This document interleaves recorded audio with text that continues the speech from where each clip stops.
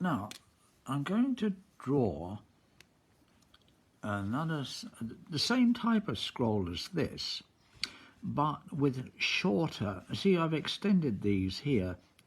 They become more streamlined. I did it on the other video.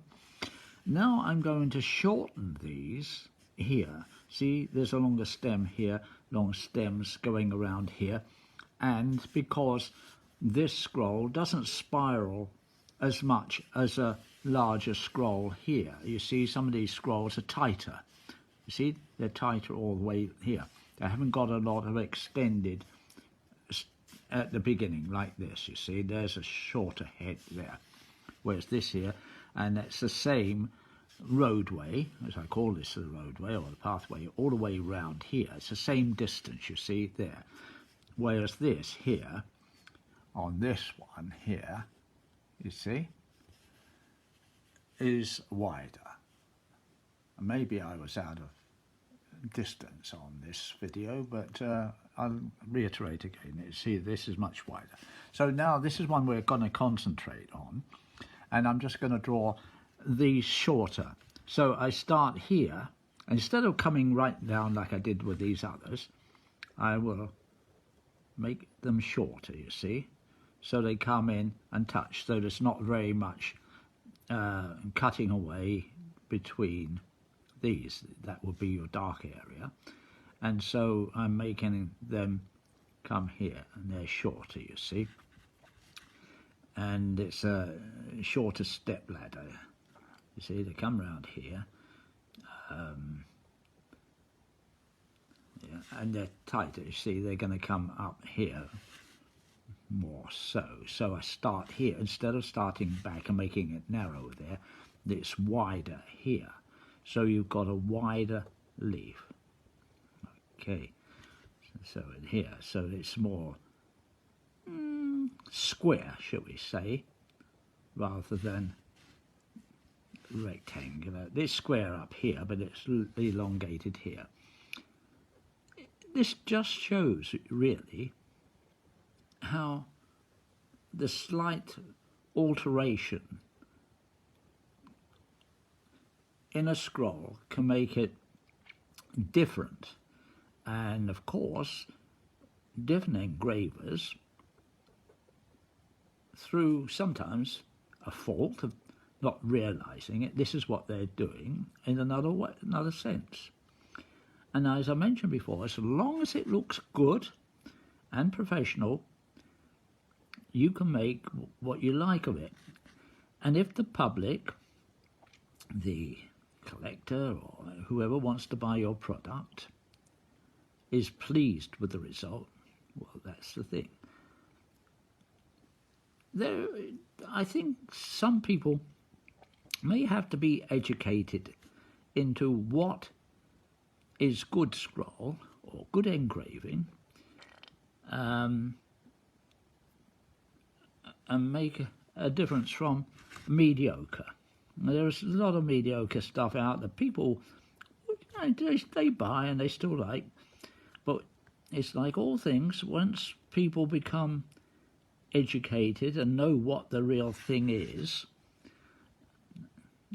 I would suggest that you learn the best, and so you don't have any problems in the future, shall we say.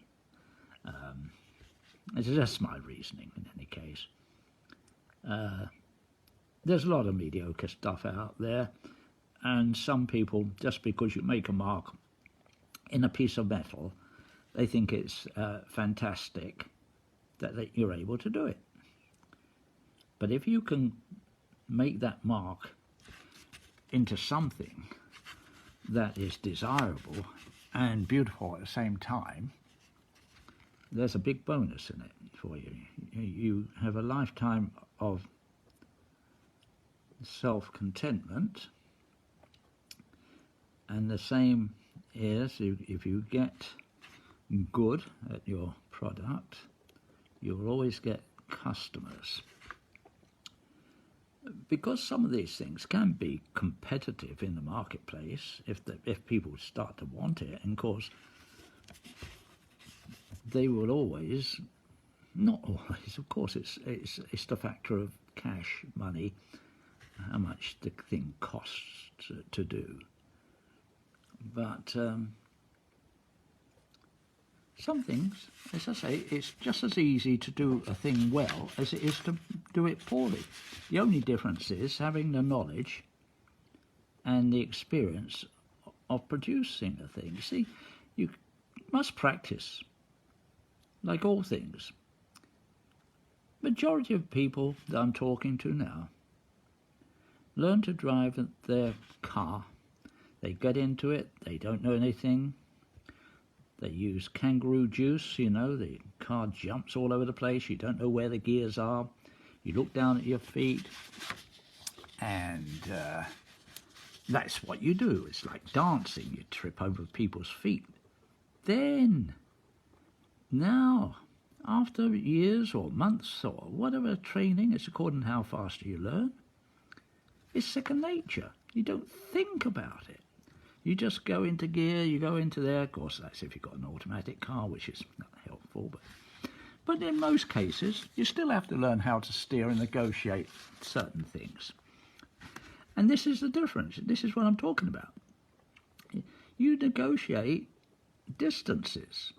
There's a distance between that car parked there and that person coming there. Same as with your scroll work. You see, you've got the distances. And you gradually start to think in a different way, which I'm trying to express. You know, I try to simplify things and make everything simple as I can, and try to put it into everyday terminology to make you think. Okay, and I dislike, to a degree, too much technicality, technical talk about something that is a visual thing like this. If you're a mechanic or you're an engineer, and you need tolerances, and you need all these degrees of angles and things like that. Of course you need it. You're an architect, you must have them. But a lot of this that we're teaching is a natural form. You know, 90 degrees, 50, 40, yes, if you're drawing a roof of a house and you get all your angles right for the roofs or your steeples and things like that, maybe that's easier, you see, because you learn it. But this is just curves, and at the same time it's the rhythm, it's like a music, it's like lots of things. You see, you're doing this, and you're enjoying what you're doing. Once you get the knack of it and that rhythm coming here, you begin to enjoy it. I mentioned before that this pen that I'm working with makes a monoline, very similar to what your pneumatic engraving tool will do. If you just keep it ploughing the field, going down the furrows, it will do the same there. But what you actually would like this to do with your graver, you start with a lighter pressure. You still have to have a decent cut, but then you can put the cut deeper here. You can slightly turn the graver over, which will make a slight flange, but it would widen the cut. And when I was an engraver on guns, we cut for the black. We weren't cutting bright. And of course, if the gun has to be going into the fire, which it has to do to be hardened, you couldn't put any blacking in the background. You had to do it so that the engraving itself retains its own, either with steel, it patinates into the background and makes it darker, you see. But that's what you did. And of course, when we were engraving, all we had was an oil stone, and we put a drop of oil on my fingertip and just rubbed it in, so it blacks the background, so you can see what you're doing. So that's how that went. You see, it's just gone around like so. And we haven't made, oh, maybe this one I was talking too much. Maybe I did streamline this a bit, but this is the way it will go. Okay, here, there, I go there. I spoke a little bit and made it larger. I could have made another 2 or 3 in there if I wanted to, but it is still a scroll that I'm teaching you to do. And of course then what you're going to do is you're going to get your graver and either cut lines across here like that to make a grey effect, or you're going to close in all the lines and cut this away into the black. But what I've actually done again is, see these little crescent moons, all these little here, these backgrounds, these negatives have a nice shape because you've got the curve in it. There's nothing, no wobbly or anything in them. And the little knobs, you can turn them into, shall we say, little sharper ends. It's what you're going to do.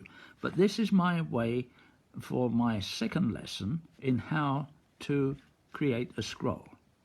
So I'll leave you with this one again. I've already done this, but it's just to simplify it and to show you. I'll get in and show you another one soon. Well, good luck, and it's Happy New Year to everybody.